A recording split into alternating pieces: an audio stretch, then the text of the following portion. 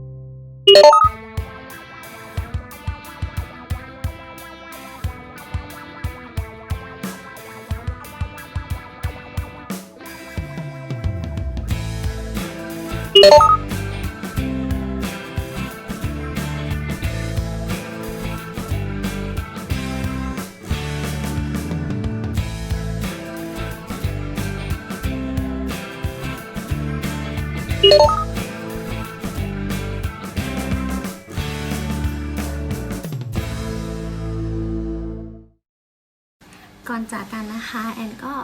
ฝากติดตามแอนนะคะผ่าน YouTube Channel ที่ใช้ชื่อว่า Blong Styler ด้วยนะคะวันนี้ไปก่อนแล้วค่ะบ๊ายบายค่ะ